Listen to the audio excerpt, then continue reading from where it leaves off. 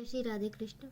भक्ति मार्ग पे हम जब धीरे धीरे आगे बढ़ने लगते, कब हमारी भक्ति स्वीकार की जाती है, कब हम निर्मल मन से प्रभु को, अपने आराध्य को हम याद करते हैं, हम जिस भी धर्म से बिलोंग करते हैं, ये मायने नहीं रखता है। हम अपने आराध्य के प्रति कितनी श्रद्धा भावना रखते, कितना विश्वास रखते, ये इम्पोर्टेंट होता है।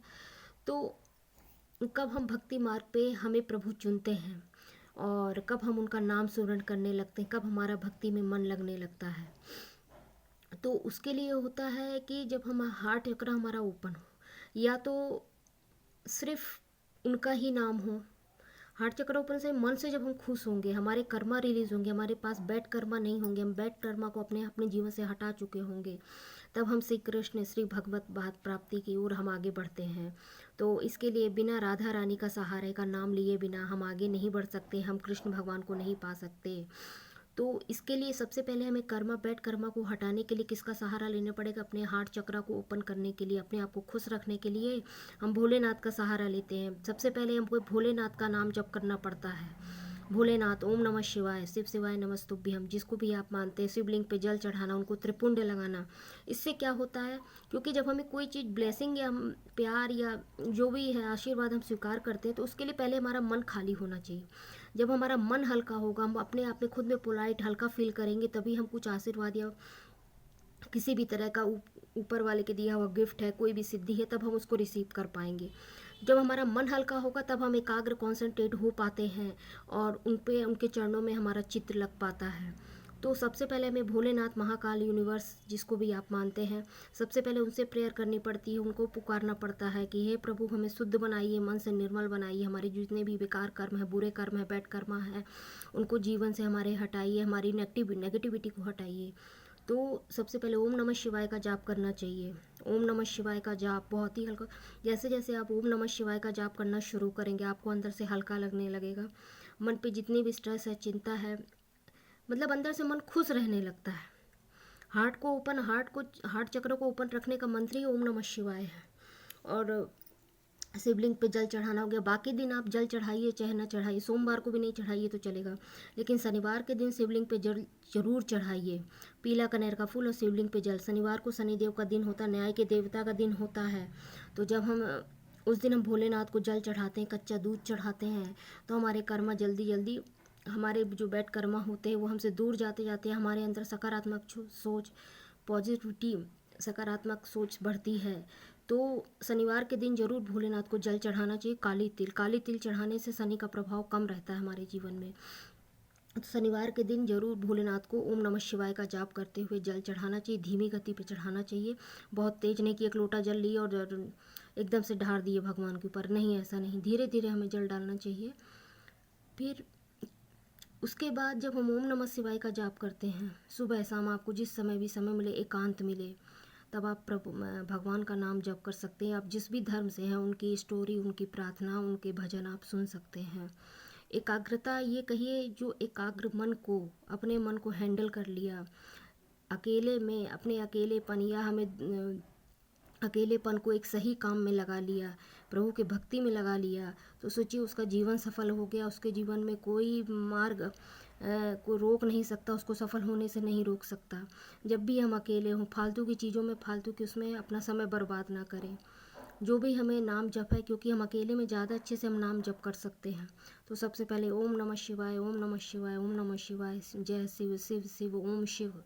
जितने बार हम शिव का नाम लेते हैं, उतने हमारे पास से नकारात्मक ऊर्जा और बैड कर्मा, बुरे कर्म हमारे अंदर से छूटते हैं। फिर जब हम छोड़ते हैं, हमारे अंदर से बैड कर्मा निकलता है, तब हम फिर राधा रानी के चरणों में आते हैं। राधा राधा राधा राधा राधा, जय श्री राधे बोलते हुए। तो जब हम राधा राधा का जाप शुरू करते हैं, तो कृष्ण भगवान हमारी मदद के लिए स्वयं ही आ जाते हैं, मुरली मनोहर बंसी वाले, वृंदावन। तो राधा राधा फिर उसके बाद जाप करना पड़ता है। जब आप, ये एकदम फैक्ट है कि जैसे ही आप स्पिरिचुअलिटी में कदम करेंगे, आपके मन को निर्मल बनाया जाएगा, साफ बनाया जाएगा। उसके लिए आपका मन अपने आप ही ओम नमः शिवाय का जाप करेगा। ओम नमः शिवाय का जाप करने के बाद भगवान ही हमारा हाथ पकड़ के हमको एक एक कदम आगे बढ़ाते हैं। फिर हम राधा राधा का जब जाप करते हैं, तब फिर राधा राधा जपने के बाद, मैं ये नहीं कहती महीना, 2 महीना, 3 महीना, 6 महीना टाइम लगता है, लेकिन ये कि हमें भगवत की प्राप्ति होती है, हमें श्री कृष्ण के चरणों का आश्रय मिलता है।